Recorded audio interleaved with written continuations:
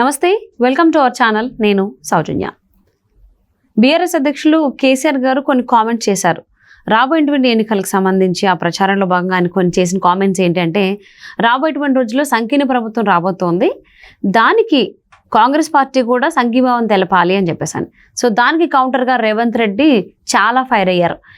జనరల్గా కుటుంబ కలహాలకు సంబంధించి అది వాడతారు ఆ సెంటెన్స్ని. అదేంటి అని అంటే, ఆ ఇంటి మీద వాళ్ళని కాకి ఇంటి మీద వాళ్తే కాల్చి చంపేస్తాం, ఊరుకోము అనేసాను. ఇదే కామెంట్ రేవంత్ రెడ్డి వాడడం జరిగింది. అసలు ఎందుకు ఈ కైండ్ ఆఫ్ కామెంట్స్ వస్తున్నాయి? ఈ అంశానికి సంబంధించి మనతో మాట్లాడడానికి, వారి విశ్లేషణని మనతో పంచుకోవడానికి ఈరోజు మనతో పాటు ఉన్నారు senior journalist, senior political analyst C S Rao గారు ఉన్నారు. వారితో మాట్లాడదాం. నమస్తే రావు గారు. నమస్తే. తెలంగాణలో కూడా పార్లమెంట్ ఎన్నికలు ఉన్నాయి. సో ఈ నేపథ్యంలో సంకీర్ణ ప్రభుత్వం రాబోతోంది అనేటువంటి కామెంట్ చేశారు కేసీఆర్ గారు. సో దానికి రివర్స్లో ఈయన ఫైర్ అయ్యారు రేవంత్ రెడ్డి. అసలు ఎందుకు కేసీఆర్ ఆ కైండ్ ఆఫ్ కామెంట్స్ చేశారు? రేవంత్ రెడ్డి ఇంత హై లెవెల్లో ఎందుకు ఫైర్ అవ్వాల్సి వచ్చింది? అంటే ఈ ఇంటి మీద కాక ఆ ఇంటి మీద వాళ్ళతో ఊరుకం చంపేస్తాము అని, కాల్ చేస్తామని చెప్పారు. చంపేస్తాం కదా, కాల్చి పడేస్తాం అన్నారు. అంటే అంత సీరియస్ కామెంట్స్ ఎందుకు చేశారు అని అంటే, రేవంత్ రెడ్డి గత కొన్ని రోజులుగా కేసీఆర్ ఏం చేస్తున్నాడంటే మైండ్ గేమ్ రాజకీయాలు మొదలుపెట్టాడు. ఓకే, ఎక్కడి నుంచి మొదలు పెట్టారు? రాబోయేటువంటి రోజుల్లో ప్రస్తుతం ఉన్నటువంటి ప్రభుత్వం నిలబడే అవకాశం లేదు అనే దగ్గర నుంచి 25 మంది ఎమ్మెల్యేలు టచ్లో ఉన్నారు కాంగ్రెస్ వాళ్ళు అనేటువంటి కామెంట్స్ దగ్గర నుంచి ఇప్పుడు ఏ స్థాయికి వచ్చారంటే, దేశంలో సంకీర్ణ ప్రభుత్వం ఏర్పడబోతుంది, దాంట్లో మనం కీలక భాగస్వామ్యం ఉండబోతుంది అనేటువంటి కామెంట్లు చేస్తూ, సంకీర్ణ ప్రభుత్వంలో మనం కీలక భాగస్వామ్యం కావడానికి మరింత మంది ఎంపీలను గెలిపించుకోవాలి, 10-12 మంది ఎంపీలు గెలుచుకునేటువంటి అవకాశం ఉంది బీఆర్ఎస్ పార్టీ అనేటువంటి కామెంట్లు కేసీఆర్ చేశాడు. కేసీఆర్ చేస్తూ బస్ యాత్ర చేస్తున్నాడు. ఆల్రెడీ బస్ యాత్ర చేస్తూ రేవంత్ రెడ్డి ప్రభుత్వం మీద, రేవంత్ రెడ్డి ఇచ్చినటువంటి హామీల మీద అటు కేటీఆర్, హరీష్ రావు, కేసీఆర్ విమర్శలు చేస్తూ ఉన్నారు. సరే, ఎప్పటికప్పుడు రాజకీయపరమైనటువంటి కామెంట్లతోటి హీట్ ఎక్కిస్తున్నారు పాలిటిక్స్ని, అటు రేవంత్ రెడ్డి ఇటు కేసీఆర్. తెలంగాణలో మిగిలినటువంటి రాష్ట్రాల్లో లేనిటువంటి విధంగా పాలిటిక్స్ ఏ విధంగా ఉన్నాయంటే, అసెంబ్లీ ఎన్నికలప్పుడు చూసాం, మళ్ళీ ఇప్పుడు కూడా అదే చూస్తున్నాం. అసెంబ్లీ ఎన్నికలప్పుడు కూడా ఏం చెప్పారు? బీఆర్ఎస్ పార్టీ బీజేపీ రెండు ఒకటే అనేటువంటిది కాంగ్రెస్ పార్టీ చెప్పింది. బీజేపీకి బీ టీము బీఆర్ఎస్ పార్టీ అని చెప్పారు. ఎవరు? కాంగ్రెస్ పార్టీ. కాదు కాంగ్రెస్ పార్టీ బీజేపీ రెండు ఒకటేను అని చెప్పి బీఆర్ఎస్ పార్టీ చెప్పేటువంటి ప్రయత్నం చేసింది. సరే, తెలంగాణ సమాజం ఎట్టకేలకు కేసీఆర్ని నమ్మలేదు, బీఆర్ఎస్ పార్టీని నమ్మలేదు, బీజేపీ బి టీం అని చెప్పి భావించి ఓడగొట్టింది. ఇప్పుడు మళ్ళీ లోక్సభ ఎన్నికలు వచ్చినాయి. లోక్సభ ఎన్నికలు వచ్చిన తర్వాత సేమ్ అలాంటి అభిప్రాయాన్ని తెలంగాణ సమాజం ముందు ఉంచేందుకు ప్రయత్నం చేస్తున్నారు. ఏం చేస్తున్నారు? BJP B team BRS party అని చెప్పి రేవంత్ రెడ్డి అంటూ ఉన్నారు. అంతేకాదు, రాబోయేటువంటి ఎన్నికల్లో బీజేపీని గెలిపించేందుకు బలహీనమైనటువంటి అభ్యర్థుల్ని కొన్ని లోక్సభ స్థానాల్లో పెట్టాడు కేసీఆర్. బీజేపీని గెలిపించడానికి ప్రయత్నం చేస్తున్నాడు. కాబట్టి మీరు బీఆర్ఎస్ పార్టీకి వేస్తే బీజేపీ కోటేసినట్టే అనేటువంటి కామెంట్ని రేవంత్ రెడ్డి చేస్తూ ఉన్నారు. చేస్తూ ఆయన ఏమన్నారంటే, ఇప్పటికే నరేంద్ర మోడీ తోటి మ్యాచ్ ఫిక్సింగ్ చేసుకున్నారు ఈ ఎన్నికల్లో. దానికి కారణం ఏంటంటే, కవితను బయటికి తీసుకురావాలి, కవితను బయటికి తీసుకురావాలంటే తెలంగాణలో బీజేపీని గెలిపించాలి, కాబట్టి బీఆర్ఎస్ పార్టీ బీజేపీ రెండు ఒకటే అనేటువంటి కామెంట్స్ చేస్తూ, బీఆర్ఎస్ పార్టీకి సంబంధించినటువంటి ఎమ్మెల్యేలు టచ్లో ఉన్నారు దాదాపు 30 మంది అని చెప్పి మైండ్ గేమ్ ఇటువైపు నుంచి రేవంత్ రెడ్డి కూడా మొదలుపెట్టారు. ఒకనొక సమయంలో టచ్ చేసి చూడు నీ ఎంత చూస్తానని వార్నింగ్ ఇచ్చినటువంటి రేవంత్ రెడ్డి ఇప్పుడు తన ప్రభుత్వం మీద కుట్ర జరుగుతుంది అనేటువంటి కామెంట్లు చేశారు. ఎందుకు చేశారంటే, బీజేపీ బీఆర్ఎస్ పార్టీ రెండు ఒకటయ్యాయి, గేమ్ ఆడుతున్నాయి అనేటువంటి అనుమానం రేవంత్ రెడ్డికి వచ్చింది. ప్లస్ ప్రభుత్వంలో ఉన్నారు కాబట్టి నిఘా వర్గాలు కూడా సమాచారం ఇచ్చి ఉండవచ్చు. బస్ ఆ కోణం నుంచి ఆయన ప్రభుత్వం మీద కుట్ర జరుగుతుంది అనేటువంటి అభిప్రాయాన్ని వ్యక్తం చేసి ఉండొచ్చు. ఇదే సమయంలో కేసీఆర్ ఏమన్నారు? సంకీర్ణ ప్రభుత్వం ఏర్పడిపోతుంది, దేశంలో కీలకం కాబోతుంది బీఆర్ఎస్ పార్టీ అని చెప్పారు. అంటే దాని అర్థం ఏంటి?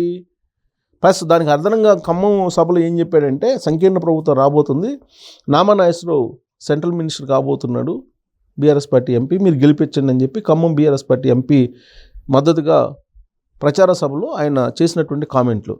అంటే దాని అర్థం సంకీర్ణ ప్రభుత్వం ఏర్పడిపోతుంది, దాంట్లో కీలక భాగస్వామ్యం కాబోతున్నాము, కేంద్ర మంత్రి పదవులు కూడా తీసుకోబోతున్నాం అనేది కేసీఆర్ చెప్పినటువంటి వ్యాఖ్యలు. అంటే సంకీర్ణ ప్రభుత్వం అంటే ఏంటి? అది ఎన్డీఏ అయినా ఏర్పడచ్చు, ఇండియా కూటమైనా ఏర్పడచ్చు. ఓకే. అయితే కేసీఆర్ చేసినటువంటి వ్యాఖ్యలను కొంచెం లోతుగా పరిశీలిస్తే ఎన్డీఏ రాదు, ఇండియా కూటమి వస్తుంది అనేటువంటి ఒక అభిప్రాయాన్ని ఆయన వ్యక్తం చేశారు. ఎలా చేశారు? 2 సార్లు జరిగినటువంటి 2 విడతలుగా మొదటి 2 విడతలు జరిగినటువంటి పోలింగ్ని గమనిస్తే ఎన్డీఏ అధికారంలోకి వచ్చేటువంటి అవకాశం లేదు, కానీ సంకీర్ణ ప్రభుత్వం మాత్రం వస్తుంది అని అన్నారు. అంటే ఇండియా కూటమి వస్తుంది. తొలి 2 విడతలు జరిగినటువంటి పోలింగ్ అబ్జర్వ్ చేస్తే నరేంద్ర మోడీ 3వసారి ప్రధానమంత్రి అయ్యే అవకాశం లేదు, అంటే ఇండియా కూటమి వచ్చే అవకాశం ఉందనేటువంటి సంకేతాలు ఇచ్చాడు. అది ఇస్తూ దాని కంటిన్యూషన్ ఏం చెప్పారు? సంకీర్ణంలో మనం కీలకం కాబోతున్నాము, కేంద్ర మంత్రి పదవి కూడా తీసుకోబోతున్నాము అన్నారు. అంటే దాని అర్థం ఏంది? ఇండియా కూటమి రాబోతుంది దేశంలో, దాంట్లో భాగస్వామ్యం కాబోతున్నాము అని చెప్పి కేసీఆర్ చెప్పడం జరిగింది. అంటే కాంగ్రెస్తో కూడినటువంటి అలయన్సే కదా, అంటే కాంగ్రెస్ పార్టీతోటి కలిసి ప్రభుత్వాన్ని ఏర్పాటు చేయడానికి కేంద్రంలో కీలక భాగస్వామ్యం పోషిస్తున్నాము అని చెప్పి ఈయన చెప్పినటువంటి వ్యాఖ్యల్లో ఉండేటువంటి ఇండైరెక్ట్ అర్థం. ఓకే. దాన్ని తీసుకున్నటువంటి రేవంత్ రెడ్డి ఆ ఇంటి మీద వాలిన కాకి ఈ ఇంటి మీద వాలితే కాల్చి పడేస్తాం అని చెప్పి చెప్తూ ఎట్టి పరిస్థితుల్లో బీఆర్ఎస్ పార్టీని మేము కాంగ్రెస్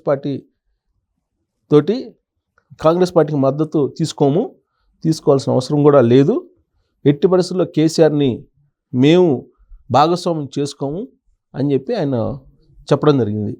ఆ కంటెస్ట్లో ఆ ఇంటి మీద వాళ్ళని కాకిని ఈ ఇంటి మీద వాళ్ళనేమో వాలితే కాల్ చేస్తాము అని అన్నారు. ఆ ఇంటి మీద వాలిందంటే ఆయన అర్థం ఏంటి? రేవంత్ రెడ్డి ఏం చెప్తున్నారు? ఇప్పటికే బీఆర్ఎస్ పార్టీ బీజేపీతో కలిసి ఉంది, బీఆర్ఎస్ పార్టీతో కలిసి నడుస్తూ ఉంది, ఎన్డీఏ తోటి కలిసి నడవడానికి కూడా సిద్ధమైంది. అసలు ఎన్నికల ముందే ఎన్డీఏలో భాగస్వామ్యం పొత్తు పెట్టుకోవాలని చూసింది బీఆర్ఎస్ పార్టీ, కానీ బీజేపీ నో అంది. అందుకే ఇప్పుడు ఇండివిజువల్గా పోటీ చేస్తున్నాడు. ఒకవేళ రాబోయేటువంటి రోజుల్లో ఒక సంకీర్ణం ఏర్పడాల్సి వస్తే అది ఎన్డీఏలో చేరతాడు తప్పితే నీకు ఇండియా కూటమి వైపు వచ్చే అవకాశం లేదు. కేసీఆర్ ఇప్పటికే నరేంద్ర మోడీతో జతగట్టాడు కాబట్టి వాళ్ళిద్దరూ కొలీడ్ అయ్యారు. కొలీడ్ అవ్వడానికి ఆధారాలు కూడా చాలా ఉన్నాయి. కొన్ని లోక్సభ పరిధిలో ఉన్నటువంటి అభ్యర్థులను, చాలా బలహీనమైనటువంటి అభ్యర్థులను పెట్టి బీజేపీని గెలిపించేటువంటి ప్రయత్నం చేస్తున్నారు. ఇదంతా కూడా కుట్ర జరుగుతుంది అని చెప్పి ఆయన చెప్తూ ఎట్టి పరిస్థితుల్లో ఇండియా కూటమిలోకి కేసీఆర్ని అవసరమైనా కానీ మేము తీసుకోమని చెప్పి రేవంత్ రెడ్డి చెప్తూ వాడినటువంటి వ్యాఖ్య అది. ఏది? ఆ ఇంటి మీద వాళ్ళని కాకి ఈ ఇంటి మీద వాళ్ళు, అంటే బీజేపీతో కలిసి ఉన్నటువంటి వాళ్ళని మేము తీసుకోము అని. సో అప్పుడు ఈ కంటెస్ట్లో ఆయన ఇలాంటి వ్యాఖ్యలు చేశారు. ఎట్టి పరిస్థితుల్లో మేము కాంగ్రెస్ పార్టీతోటి కలవనివ్వము అతన్ని అని చెప్పేటువంటి ప్రయత్నం చేస్తూ ఈ వ్యాఖ్యలను వాడారు. దాంతో కొంచెం రాజకీయపరమైనటువంటి ఈక్వేషన్స్, రాజకీయపరమైనటువంటి విమర్శలు, ఆరోపణలు ఇవన్నీ కూడా వచ్చాయి. ఎప్పుడు కూడా కేసీఆర్కి అలాగే రేవంత్ రెడ్డికి, కేటీఆర్కి, హరీష్ రావుకి మధ్య జరుగుతున్నటువంటి వార్ను కనుక చూస్తే మాటల యుద్ధం తారాస్థాయికి చేరింది. హద్దులు కూడా దాటిపోయారు. కొన్ని సందర్భాలు అన్పార్లమెంటరీ వర్డ్స్ని కూడా ఉపయోగించారు. సో హద్దులు దాటిన దాంట్లో ఇది కూడా ఒకటే అనుకోవచ్చు. కాల్ చేస్తాం అనేది చిన్న పదం కాదు. అవును. సో కాబట్టి ఇప్పుడు రాబోయే రోజుల్లో కేసీఆర్ని రానివ్వంటున్నాడు, కానీ అది సాధ్యం కాదు. ఎందుకంటే ఒకవేళ ఇండియా కూటమి కనుక సంకీర్ణ ప్రభుత్వాన్ని కేంద్రంలో ఏర్పాటు చేయాల్సి వస్తే చిన్న వాళ్ళందరినీ కలుపుకునే అవకాశం ఉంది. కేసీఆర్ లాంటి వాళ్ళు అనేక మందిని. అది ఢిల్లీ ఏఐసీసీ నిర్ణయిస్తుంది, రేవంత్ రెడ్డి కాదు కదా. కాకపోతే ప్రస్తుతానికి రేవంత్ రెడ్డి అన్న వ్యాఖ్యలు అవి. మరి కేసీఆర్ ఎందుకు రాబోయేటువంటి రోజుల్లో సెంట్రల్లో సంకీర్ణ ప్రభుత్వం వస్తుందని చెప్పిన కేసీఆర్ అన్నారో దానికి కౌంటర్గా ఇంత ఫైర్ అవ్వడం జరిగింది రేవంత్ రెడ్డి. సో మరి ఇది ఎక్కడి వరకు వెళ్తుందో చూద్దామండి. Thank you so much C S Rao గారు. Thank you.